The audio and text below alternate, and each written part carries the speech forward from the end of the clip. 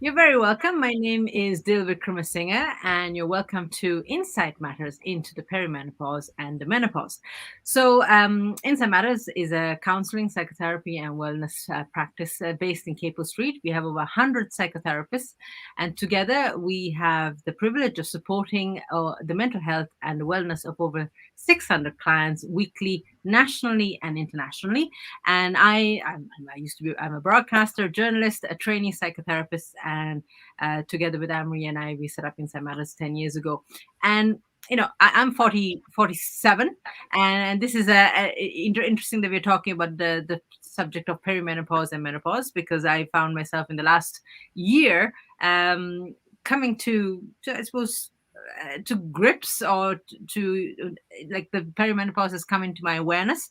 And I thought, as with everything in my life, whether it's being in a same-sex relationship, or whether being having a home birth, whether it's parenting, I find that I kind of have to talk about it, because I think there's a lot of the issues that I think I've experienced myself are not talked enough about in society.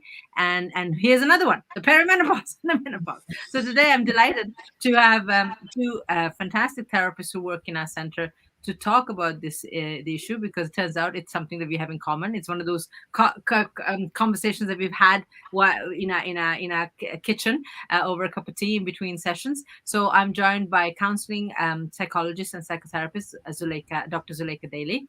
This is our third week that we're having this conversation, Zuleika. And today, for the first time, we're also joined by drama therapist Nicola Keeley. You're all very welcome. So, first is like, if I can start with you, because we never actually talked about this. What made you be interested in the area of the menopause? And was it a bit like myself, where you kind of experienced it yourself and you're like, hang on a second, what does, where's psychotherapy and psychology when it comes to the menopause? Yeah, no, absolutely. I suppose that we did mention something called the rage. I don't know about the change, but I certainly went through the rage of going through lots of experiences and not being identified as, which are not being identified as hormonal or perimenopausal. So spending a ton of money and a lot of stress going from professional to professional, and them not realizing, I suppose, because I'm sure they would have said it if they'd have realized, but at 50 you would think that all professionals would have some kind of understanding. If there's something going on, maybe it might link up to this massive transition that all women go through, or nearly all women go through. So that was the kind of, I was very thrown and quite angry that had been missed. And I suppose I do have a history then in terms of my work and the research that I've done, that women's health and mental health has been very central for me. So it was very much through your own personal experience. I still can't get over it that you have medical professionals who it didn't occur to them that this No. could be practical, but just in their overall horizon. Wow, that's incredible. And what about yourself, Nicola? What brought you to this work? What brought me?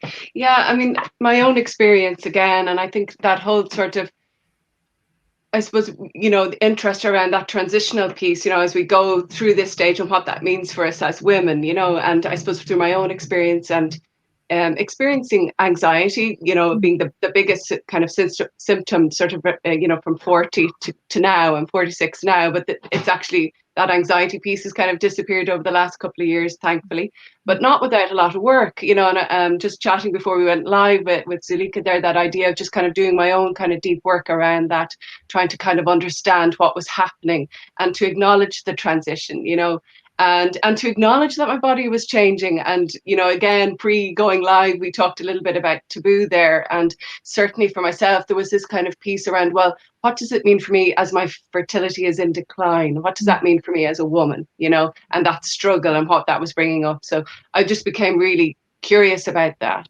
certainly from my own point of view, and then began to wonder about it in relation to other women and say, well, what does, can we harness this in some way?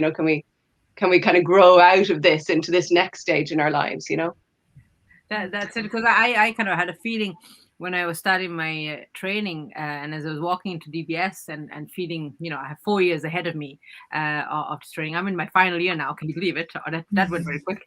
But I remember thinking, I bet you now I'll be in the thick of my course and I'm going to hit the perimenopause. I just already had a sense of it, and I think I have enough holistic practitioners around me to kind of who have brought this up to my awareness when I go in for checkups and stuff. It's like it's like I think a lot of women aren't aware of this, and it kind of really hit home when I think my homeopath said, "Oh, it was actually Tara, our naturopath, who said, when you're in your teenager and your adolescent years, your hormone levels just start going up. Whether if it's estrogen or testosterone, it just gradually goes up over the years. Now we are at the other stage. We are at the stage where those hormones are slowly going to start, like, to use your word, decline.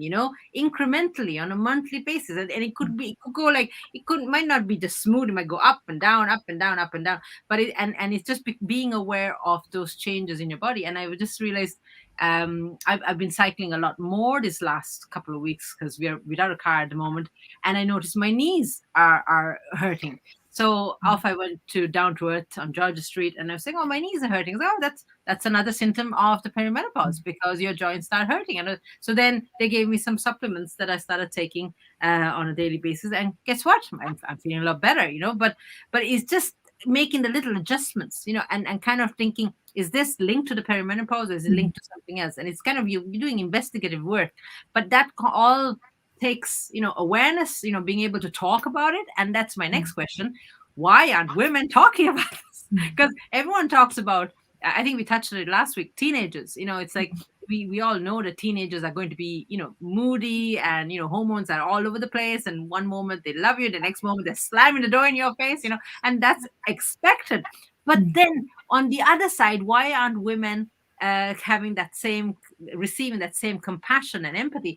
And as Zuleika made a very good point last week, is it because teenagers have a lot more to offer? They started their life, they maybe have viewed to have more value than they say a woman at this stage in our life.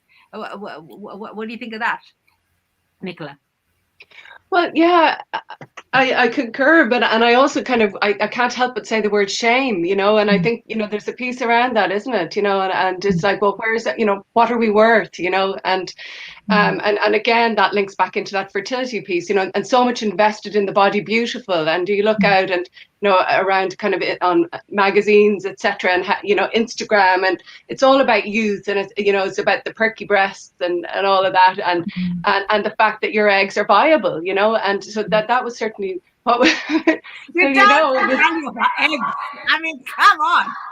Yeah, and I think that I think there is that piece, and I think that women, I don't know if it's only from my own perspective around that, and to say, well, let's kind of deal with this ourselves behind closed doors or whatever, when in fact, if we could change that perception, sort of bring it out, and it doesn't have to be sort of all in your face, but in a conversation that kind of grows, we have the potential to kind of really, I don't know, to be best placed, to be really kind of, resourced going into this next phase, which I think is a really exciting time in our lives as women as well, I touched on that last week about we could actually use this stage as a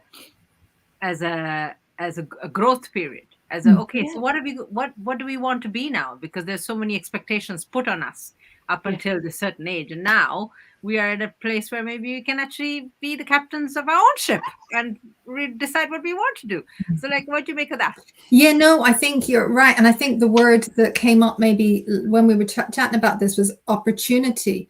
But in order to see it as an opportunity, we need to understand what's happening to us. And in order to understand what's happening to us, there needs to be a shared narrative out there in our communities, with not just information, but that, as you said, where's the compassion for us, that kind of supportive pieces, not just, well, clearly that person has not got viable eggs because they're over 50, but what else is valuable in this person? So making this idea, I suppose, a little bit more valuable. And maybe we need to look into ourselves for that. Maybe we need the time to stop and think, okay, because we're all carrying these ideas. I mean, it's not like it's just Joe Soap out there carrying these ideas around women not being valuable once they, not stopped being mothers, if they've ever been mothers, and stopped having babies, and not able to look after anyone else. Like, we've probably internalized at some level those prejudices ourselves, I imagine. So walking down the street, we probably do feel that shame that you're kind of naming there, Nicola. So, and that's why it's so important for us to begin to talk about it. So in order for us to see it as an opportunity and to kind of ditch the shame and ditch those narratives that are out there, and look inward and have that connectedness with other women going through the same thing, like today. Yeah, exactly. Yeah. So we were hoping to set up a support group. This is Zuleika's brainchild, and we were meant to start a support group a couple of weeks ago, and we thought, okay, we're going to have to, practically beat women off, because there'd be so many wanting to join this group, because how many peer support, therapist-led support groups are there to talk about and have a space to talk about the perimenopause and the menopause. And we were shocked that there was little uptake. So we are trying to really I think we've hit something here, especially in Ireland, because I think sometimes, I think in other countries there's been more talk, and I think Ireland is still at a place where Irish women are just not ready to talk about this anymore, because talking about it means, what does it mean? What does I think that's what the question is. What does going through the perimenopause or the menopause mean to you? And that's the shame part, because it kind of makes sense. If you grow up in a homophobic society, or you grow up in a sexist society, you're going to internalize all of that, because it's part of your, practically, the fabric that you're made of. So before we can actually go to that transformative piece, which is like the fun part, the positive part, we kind of have to sit in the crappy part, don't we, Nicola? Yeah, and I mean, to that end, I suppose every woman has their own experience of that, isn't it? And so some women will have more symptoms, or could be percolating already, and others maybe are going to kind of sail through that. So again, it's around kind of coming to that at your own, coming to it at your own time. I think it's interesting that we can just bring it. If we're bringing it up gently, we're kind of creating that support, that sort of space where women can kind of feel safe. And you're just trying to put that out there, that you know what, if you are kind of suffering, or things are coming up for you that, like, for example, anxiety, or this kind of panic that can often happen with the hormone fluctuation plus depression as well, is that you may not link it to that. Life. Yeah, and life on top of it. Yeah, exactly. So you could present to the doctor with any of that and be treated sort of medically for that, which I don't feel is probably useful in the long run, because it's kind of covering over something and really dealing only on a symptom sort of basis. And really, I suppose I see that this piece as really kind of deep work, which is about kind of that of coming into the self. And again, it's about saying the relationship to self. And I guess, in a sense, maybe pausing and looking back, as to say, wow, look how far I've come, and my journey thus far, and what where have I been troubled along the way, or where are those little bit of jagged bits that I can bring out into the light and give them a rub, or and I think that's really important in this work as well, in this transition. So I suppose that's the place that I find myself really drawn to, because the approach.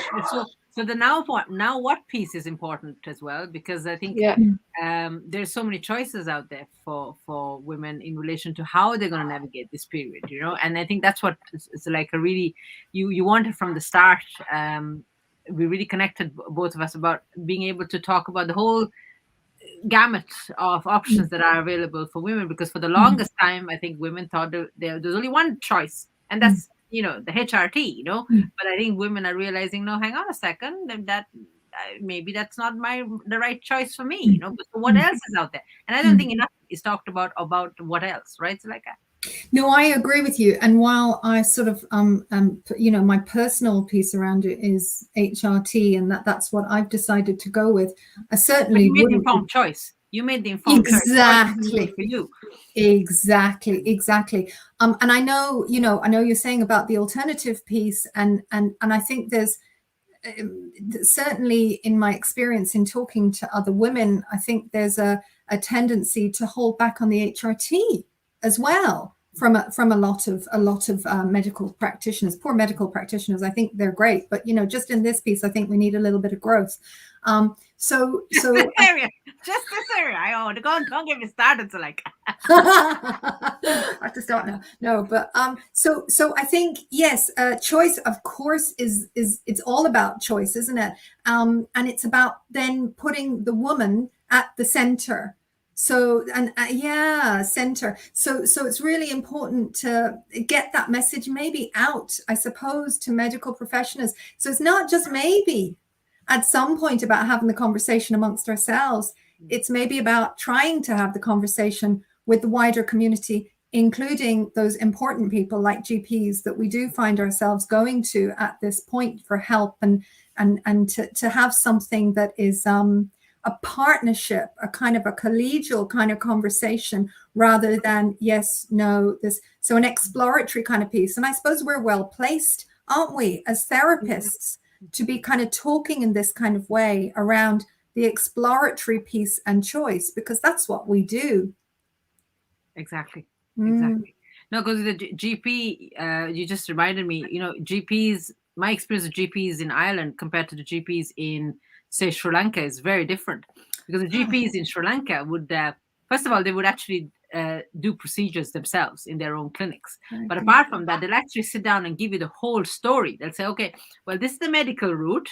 And then there's the homeopathic route, and there's the acupuncture route, and and for me, that is such a big piece, because even sometimes when I hear alternative medicine, that sometimes grates on me, because I think holistic approach has been looked upon as like, oh, this thing over there, this thing that only the hippies use, whereas as I said, from my experience of work attending GPs in Sri Lanka, everything would be put to you side by side.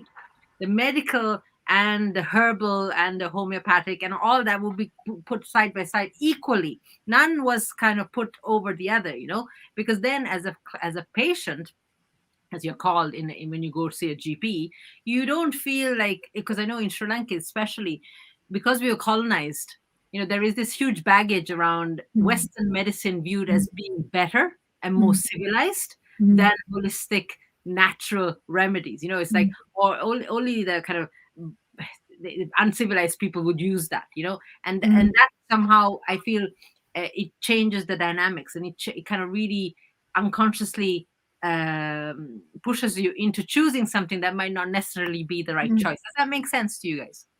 Oh yeah.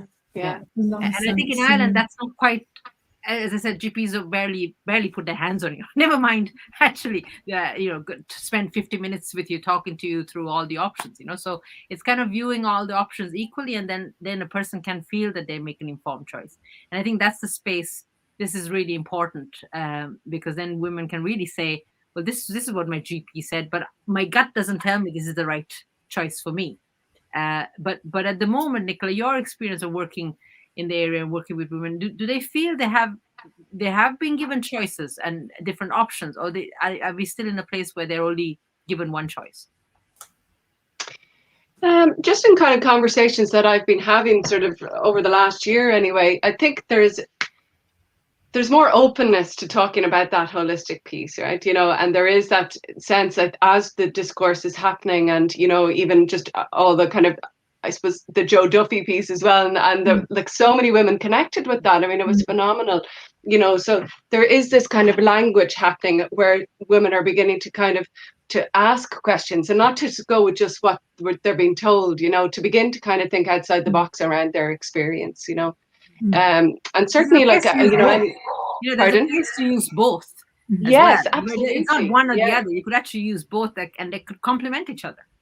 Indeed, yeah, and I've had a good few chats kind of with people in the medical world as well, and they're very open to that too. So it's something that they don't know a lot about, but they're really open to kind of having that conversation and to kind of to bringing it in. And I just think it's really important that we think of that a blended approach in terms of our own well-being, you know, and to let go of fear, because fear, I mean, it plays such a huge part in you know, in terms of our health, you know, that we tend to kind of go with the safe bet or the medical approach, be it, you know, in this area or, you know, around mental health or you know, cancer particularly, you know. So they you know, again, it's the same sort of kind of idea here as well, that it's really the medical model is pushed around cancer, but not really allowing that space for the other deep work that perhaps needs to be done around that too, do you know. So your experience in Sri Lanka sounds fantastic. It's kind of like, wow, yeah, that's what I would like, you know. half, um half of me thinks I wish I could go and train as GP now. It's just genuinely, I Hang really on think now. there is a huge need for more GPs that are just tend to be more, you know, just give the whole picture, you know. But that's a conversation for another day. Did you hear about the Menopause Cafe that's happening up in Northern Ireland? What's your take on it, Zuleika? Yeah, no, I think it's you know, women taking it back to themselves, right? So this idea of women being able to talk about what we understand now as a taboo subject, being able to just get together. It's a kind of a once-off piece from what I understand, right? And I think there's one that I heard about down in Cork as well, happening. So and I think that, you know, these have been fully booked up. So there are pockets. There are pockets where women are more than happy to come and speak, but maybe we're having difficulty accessing those. I was just thinking, just around what you're saying around the separation in terms of the medical model and the kind of the holistic piece. And I suppose I suppose what comes up for me is a bit of a bugbear of mine around that up until a couple of 100 years ago, it was all holistic. You know, before that Descartesian split between mind and body, emotion, you know, that became split relatively recently, right? Mm-hmm. So it's not like we never had it. We always had the holistic piece. And then fabulous science, fabulous medicine came in and did so much for us. But unfortunately, we've still got that split. And we're talking about simply bringing it back to the way it used to be, together with the fabulousness of science and medicine. Exactly. Why can't we have the best of both worlds, right? Yes. Sorry, I just wanted to flag that. Yeah. So the group is to 25th of October. It's a Monday. And Nicola, where, I suppose, how can we get this is $1 million question. So how can we get women talking about this more?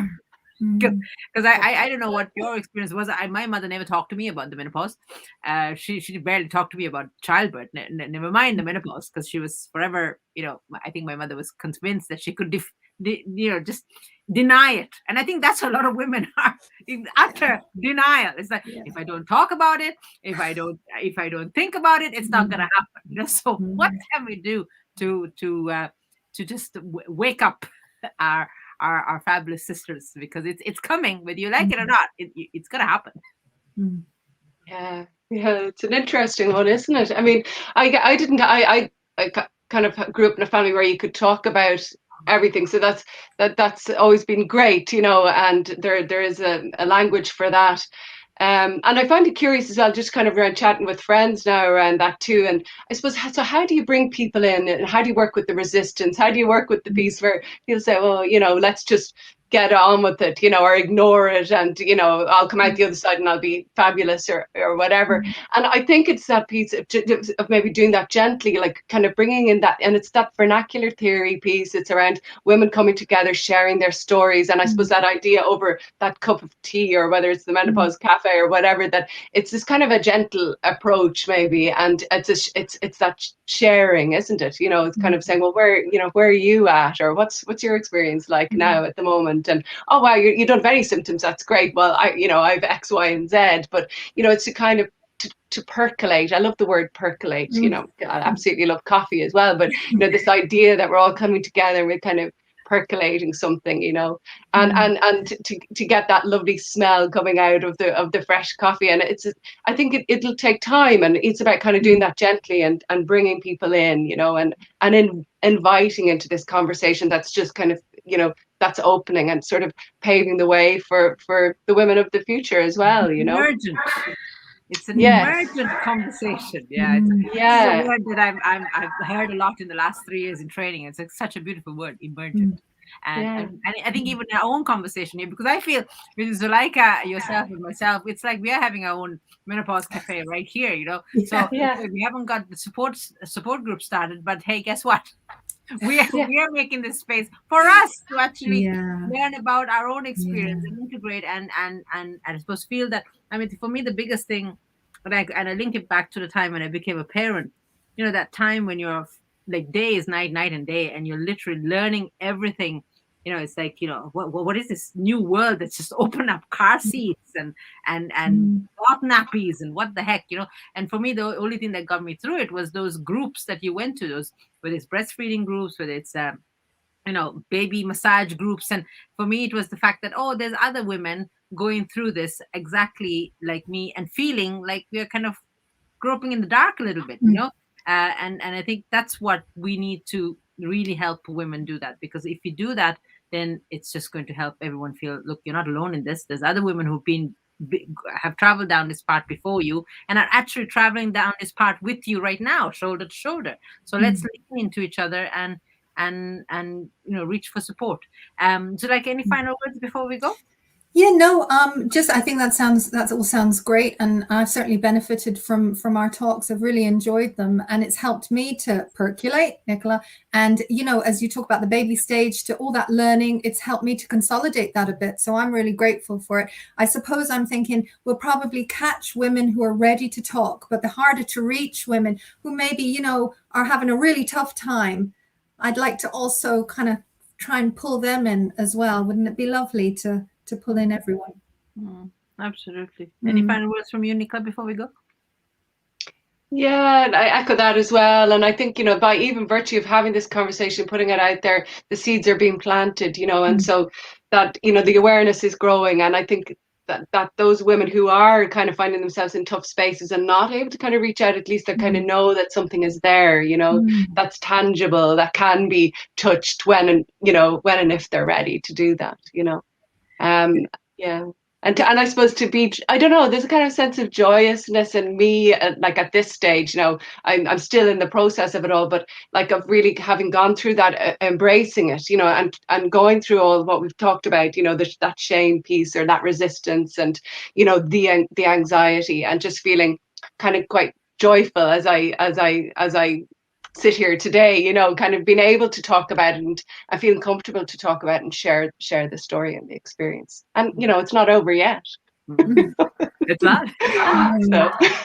And that's what the space is going to be. It's going to be a safe space for, yes, it is going to be therapist led, but it's very much you know, as whatever you want to talk about, you know, whatever like, I know I was saying to Zuleika at the start of this, should we have a structure, should we have some kind of, you know, first week we'll do this and second week, because it's meant to be a 6-week thing, and you kept saying to me, no, let's just see what happens on the day. And I was like, that's just the control part of me, but surely we need to know what you're going to talk about. Because literally half the time it's like when you go into therapy, I have this list, I'm going to talk about this, and then in the end you don't talk about any of that stuff at all. It's the stuff that happened to come up into your consciousness just as you sat in front of the therapist, you know. So sometimes you have to allow for that open space, you know. Yeah, I'm working on it, guys. I'm working. We'll leave it there. So if you're interested to find out more, it's 25th of October, Monday. It's online. It's through Inside Matters. It's Zuleika and myself, and who knows, Nicola might pop in as well. And we have we're hoping to have another conversation like this next week with Tara O'Neill, who's a naturopath, who will talk about how nutrition can play a big part in how you manage the menopause or the perimenopause. And Tara keeps saying, you know, she told me this thing about in 10 years' time, where do you want to be in 10 years' time? How do you want to feel? How do you want to look in 10 years' time? Because if you start thinking about that now and start putting in the necessary supports, whether it's the supplements, whether it's the nutrition, whether it's the HRT, whatever it is, Mm. then you can achieve that. But you can't in 10 years' time suddenly lastminute.com try and save something where it's going to take work. So thank you so much for joining me, Zuleika and Nicola, and all of you listening to this. info@insightmatters.ie. Please send in if you're interested in joining the group, or if you know someone, please share this video with them, because who knows, your sister, your aunt, your neighbor might, or the person you meet on the random person at the bus stop might want to join our group. Thank you so much. Bye. Bye.